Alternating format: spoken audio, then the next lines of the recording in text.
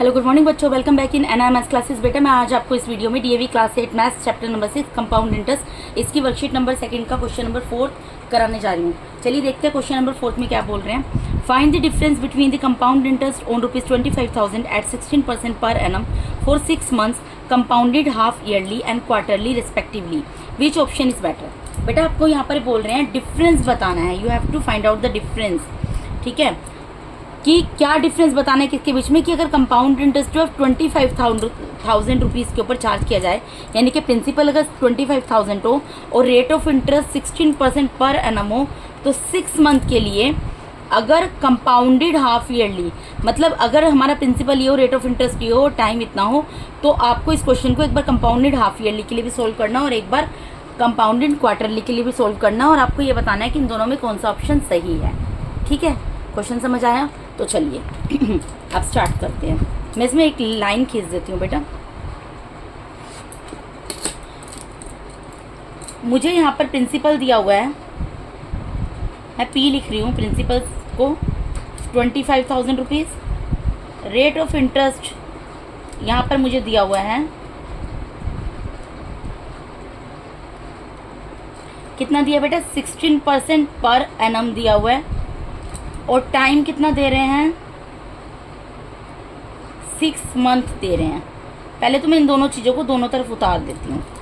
ठीक है, यहाँ पर भी प्रिंसिपल जो है मुझे 25,000 दी है, रेट ऑफ इंटरेस्ट जो है 16% पर एनम दिया हुआ है,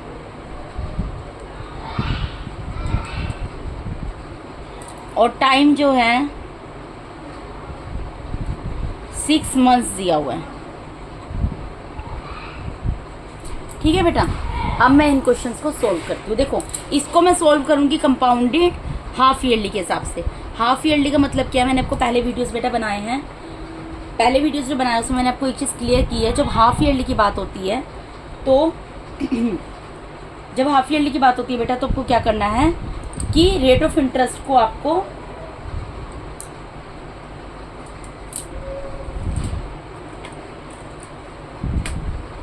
हाँ जी, मैंने आपको पहले वीडियो बनाया उसमें बताया कि जब भी हाफ ईयरली की बात होती है तो रेट ऑफ इंटरेस्ट को आपको 2 से डिवाइड कर देना है और टाइम को 2 से मल्टीप्लाई कर देना है। और इसी तरीके से मैंने आपको उसके नेक्स्ट क्वेश्चन में बताया था कि जब हमारे क्वार्टरली की बात होती है तो रेट ऑफ इंटरेस्ट को आपको डिवाइड कर देना 4 से और टाइम को मल्टीप्लाई कर देना 4 से। ये चीज़ें मैंने आपको क्लियर की थी। आपको मैंने बोला था आप इस चीज़ को अपने माइंड में बिठा लो। क्यों बिठा लो, इसका मैंने एक्सप्लेनेशन भी पहले क्वेश्चन में दिया हुआ है बेटा।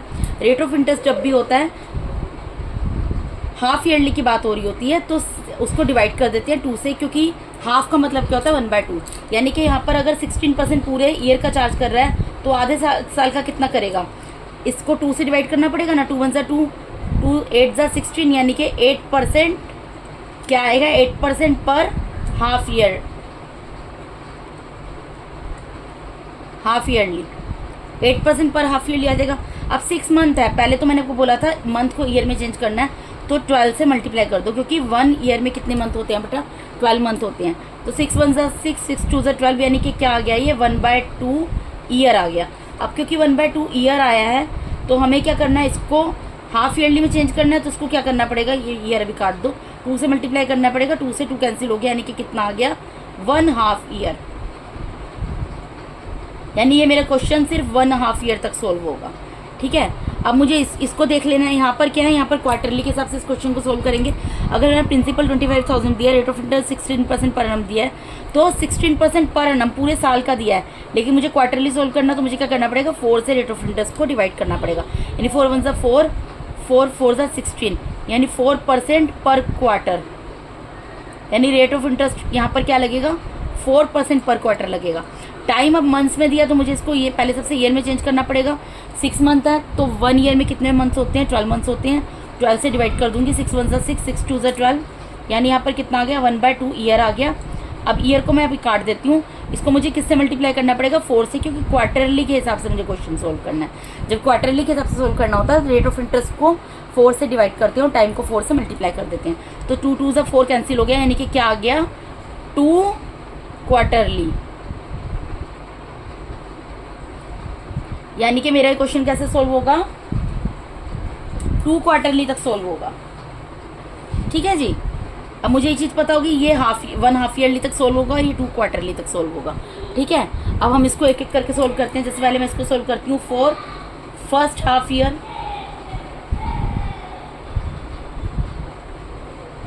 फर्स्ट हाफ ईयर के लिए इसको सोल्व करूंगी तो फर्स्ट हाफ के ईयर के लिए क्या करना पड़ता है बेटा, हमें सबसे पहले प्रिंसिपल लिखनी पड़ती है। प्रिंसिपल लिख लेंगे, principal for the first half year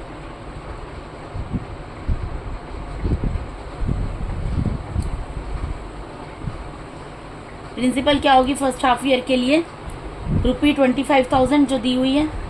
ठीक है, 25,000 दिए ना, तो सिंपल इंटरेस्ट निकाल लेंगे। Simple interest for the first half year क्या होगा बेटा, P multiply by R multiply by T divided by 100।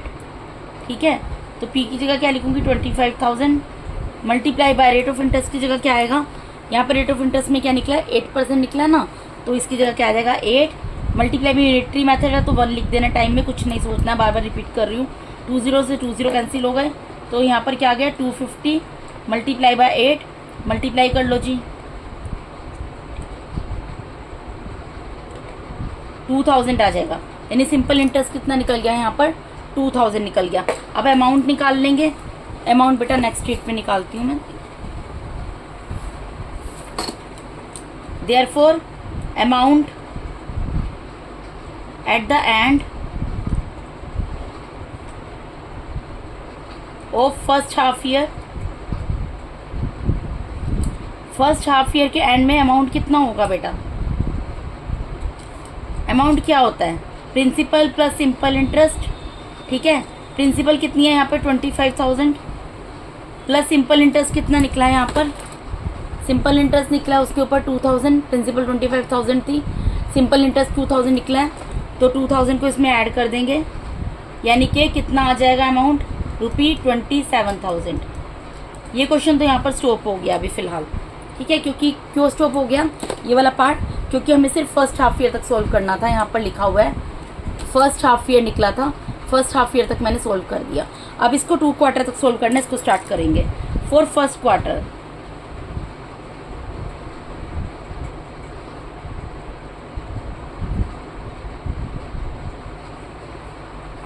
First quarter में प्रिंसिपल लिखेंगे पहले, principal for the first quarter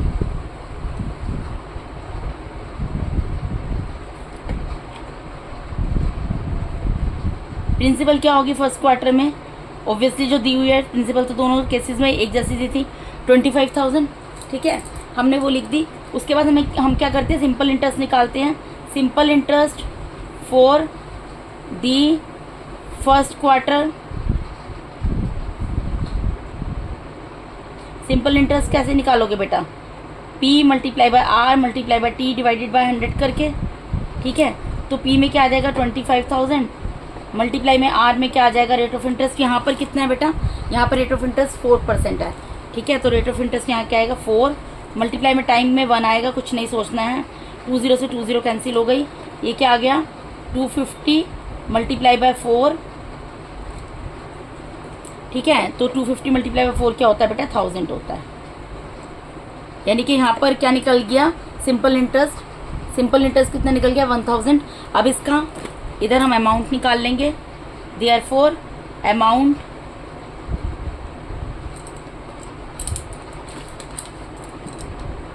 at the end of first quarter, first quarter के and पे कितना amount पे करना पड़ेगा, या अगर आपने बैंक से लिया है तो आपको कितना पे करना पड़ेगा बैंक को, principal plus simple interest. Principal कितनी थी 25,000 प्लस सिंपल इंटरेस्ट आपका कितना निकला 1,000, यानी कि आपको कितना अमाउंट पे करना है ₹26,000। ठीक है, ये आपने किसका निकाला है फर्स्ट क्वार्टर।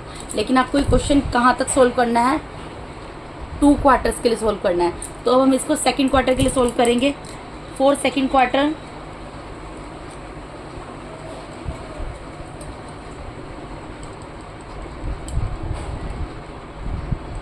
सेकंड क्वार्टर के लिए प्रिंसिपल लिखेंगे, principal for the second quarter. Second quarter की प्रिंसिपल क्या होगी, जो इससे प्रीवियस वाला क्वार्टर था उसका जो अमाउंट था वही इस क्वार्टर के लिए प्रिंसिपल बन जाएगा। ठीक है, तो अमाउंट कितना निकला है ऊपर देख सकते हैं वीडियो में, 26,000 निकला है, तो वो क्या बन जाएगी, इसकी प्रिंसिपल बन जाएगी। 26,000 यहाँ पर प्रिंसिपल आ गई। ठीक है, अब हमें क्या निकालना होता है, सिंपल इंटरेस्ट निकालना होता है इसके बाद। तो सिंपल इंटरेस्ट क्या निकलेगा, for the second quarter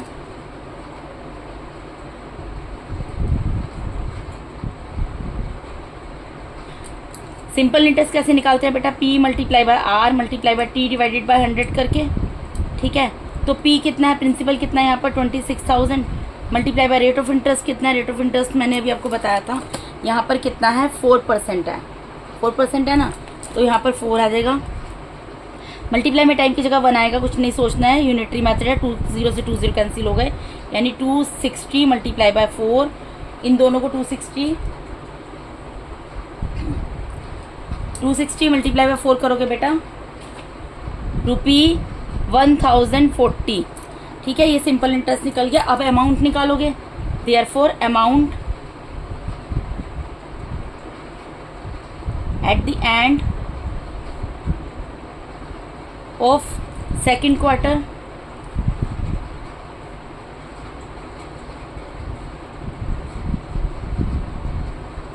second quarter के एंड में अमाउंट क्या होगा, प्रिंसिपल प्लस सिंपल इंटरेस्ट। अगर आपने बैंक से लिया 25,000 तो आप क्या पे करोगे, प्रिंसिपल पे करोगे, प्लस क्या करोगे सिंपल इंटरेस्ट। तो प्रिंसिपल यहाँ पर कितनी है 26,000 प्लस सिंपल इंटरेस्ट कितना है 1,040, इन दोनों को पे करोगे तो आपका कितना आएगा, ये ₹27,040। ठीक है, अब आपको क्वेश्चन, अब आपने क्वेश्चन सोल्व कर लिया जितना आपको बोला था। ठीक है, मुझे इसको सोल्व करना था 2 क्वार्टर्स तक, इस पार्ट को 2 क्वार्टर तक सोल्व करना था और इसको 1 हाफ ईयरली तक करना था, मैंने कर लिया।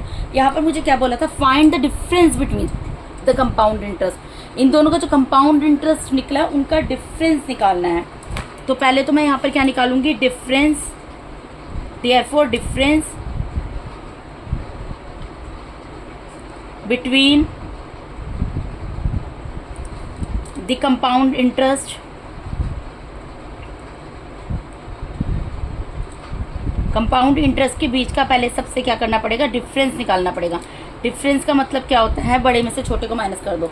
देखो, जब आपने क्वार्टरली के हिसाब से सॉल्व किया तो आपका अमाउंट क्या आ रहा है 27,040, और जब आपने उसको हाफ ईयरली के हिसाब से सॉल्व किया 1 ईयर तक तो 27,000 आ रहा है। तो कौन सा बड़ा आ रहा है, 27,040 बड़ा आ रहा है ना, तो यानी कि 27,040 में से आपको क्या करना है 27,000 को माइनस कर देना, तो कितना आ गया ₹40।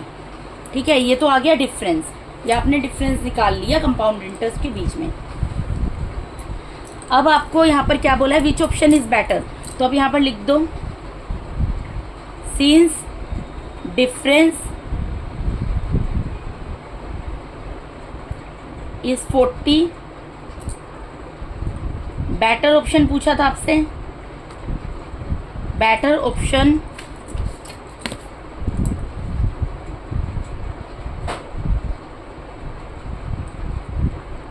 is getting compound interest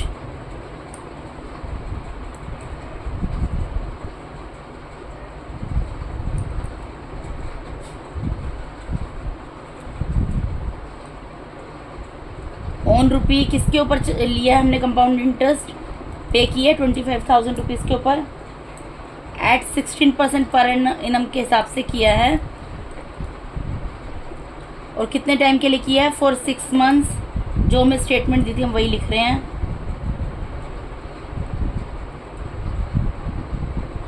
compounded quarterly, कौन सा ऑप्शन बेटर रहेगा बेटा, कंपाउंडेड क्वार्टरली। मैं आपको एक बार इसका फटाफट से रिव्यू दे देती हूँ क्वेश्चन का। इस क्वेश्चन में क्या बोला था बेटा, आपको डिफरेंस निकालना था कंपाउंड इंटरेस्ट। अगर सपोज करो आप बैंक में गए, अपने बैंक से 25,000 रुपीज़ कंपाउंड इंटरेस्ट लिए 16% पर एनम के हिसाब से 6 मंथ के लिए। ठीक है, बैंक ने बोला ठीक है मैं आपको दे रहा हूँ, लेकिन ठीक है बैंक ने आपको दे दिया। अब आप चाहते हो कि आप एक बार ये डिफरेंस पता करो कि अगर मैं इस पैसे को 25,000 को 16% पर एनम के हिसाब से 6 मंथ के लिए बैंक से ले रहा हूँ या ले रही हूँ, तो अगर मेरे ऊपर इसमें इंटरेस्ट जो है bank compounded half yearly charge करे या फिर क्वार्टरली चार्ज करे, तो मुझे किसमें, मतलब समझ रहे हो कि बैंक को किसमें फ़ायदा होगा, बैंक को किसमें फ़ायदा होगा, क्योंकि बैंक आपको पे कर रहा है ना, बैंक ये चेक करना चाहता है, आप नहीं चेक कर रहे। सपोज करो बैंक चेक कर रहा है कि अगर हमने इसको 25,000 रुपीज़ दिए इस हिसाब से, अगर हम कंपाउंड हाफ ईयरली के हिसाब से इंटरेस्ट चार्ज करें तब हमें ज़्यादा फायदा होगा, या हम क्वार्टरली के हिसाब से इंटरेस्ट चार्ज करें तब हमें फ़ायदा होगा। तो बैंक ने पहले तो डिफरेंस तो तब निकालेंगे ना, डिफरेंस निकाल कर ही फ़ायदा और नुकसान पता चलेगा। तो वो तो बात की बात है, पहले तो हमें सोल्व करना पड़ेगा ना इसको। तो मैंने यहाँ पर देखा प्रिंसिपल दोनों केसेस में 25,000 है, रेट ऑफ इंटरेस्ट दोनों केसेस में 16% पर एनम है, और टाइम दोनों केसेस में 6 मंथ है। क्योंकि यहाँ पर हाफ ईयरली की बात हो रही है तो रेट ऑफ इंटरेस्ट को 2 से डिवाइड कर दिया और टाइम को 2 से मल्टीप्लाई कर दिया, और यहाँ पर क्वार्टरली की बात हो रही है तो रेट ऑफ इंटरेस्ट को 4 से डिवाइड कर दिया और टाइम को 4 से मल्टीप्लाई कर दिया। लेकिन यहाँ पे क्योंकि 6 मंथ दिए थे तो पहले मंथ को ईयर में चेंज करना होता है। ठीक है, क्योंकि हमें जो इंटरेस्ट मिला है वो ईयर के हिसाब से मिला है। ठीक है, तो क्योंकि यहाँ 6 मंथ है, 1 ईयर में 12 मंथ्स होते हैं, तो 12 से डिवाइड करके ईयर निकाल लिया था, फिर उसके बाद उसको जो है हाफ ईयर में चेंज कर लिया। अब हमें यहाँ पता लग गया 1.5 ईयर है, तो 1.5 ईयर के लिए हम जैसे क्वेश्चन सोल्व करते आ रहे हैं वैसे हमने सोल्व कर लिया। यहाँ पर पता लगे 2 क्वार्टर्स है, तो 2 क्वार्टर्स के लिए जिस तरीके से क्वेश्चन सोल्व करते आ रहे हैं सिंपल कैलकुलेशन हमने कर ली। अब लास्ट में पता लगा जब हमने बैंक को पता लगा कि अगर वो हाफ ईयरली के हिसाब से इंटरेस्ट लेगा ना तो उसको लास्ट में अमाउंट मिलेगा 27,000। ठीक है, 25,000 की जगह कितना मिलेगा 27,000। लेकिन अगर आप वो क्वार्टरली चार्ज करेगा ना अपने कस्टमर से इंटरेस्ट, तो उसको 27,040 रुपीज़ मिलेंगे। तो इसमें तो वो निकाल रहा है कि कितना पैसा एक्स्ट्रा मिलेगा, डिफरेंस। तो डिफरेंस कैसे निकाला, डिफरेंस बिटवीन ये कंपाउंड इंटरेस्ट ही तो है बेटा, ये हाफ ईयरली का कंपाउंड इंटरेस्ट निकाला है, ये क्वार्टरली का कंपाउंड इंटरेस्ट निकाला है। तो इन दोनों के बीच का डिफरेंस कैसे निकलेगा, जो बड़ा अमाउंट है उसमें से छोटे अमाउंट को माइनस कर दो। अब ये बड़ा अमाउंट किसका है आप देख सकते हो, बैंक को किस में फ़ायदा होगा, उसको 40 रुपीज़ ज़्यादा किस में मिले, क्वार्टरली में मिले। तो अब हमसे पूछा था कि कौन सा ऑप्शन बेटर है, मैंने लिख दिया डिफरेंस इज 40। ठीक है, और better option is getting compound interest on 25,000 rupees at 16% per annum for 6 month compound in quarterly. मतलब ज़्यादा अच्छा ऑप्शन कौन सा रहेगा बैंक के लिए कि बैंक अगर 25,000 रुपीज़ किसी को भी दे रहा है, सपोज करो मैं बैंक से जाकर लेती हूँ 25,000, तो बैंक मुझे बोलेगा ठीक है जी आप 25,000 रुपीज़ ले रहे हो 16% पर एनम के हिसाब से 6 मंथ के लिए, तो मैं उसके ऊपर इंटरेस्ट क्वार्टरली चार्ज करूँगा। या वो सोचता है कि मैं क्वार्टरली चार्ज करूँगा क्योंकि उसको किस में फ़ायदा हुआ, क्वार्टरली में 40 रुपीज़ ज़्यादा मिले कस्टमर से और हाफ ईयरली में 40 रुपीज़ कम मिले। ठीक है जी, तो यही हमें बताना था। तो बेटा इसके साथ ही मैंने यहाँ पर आपको DV class 8 maths chapter number 6 compound interest worksheet number 2 का क्वेश्चन नंबर 4 कंप्लीट करा दिया बेटा।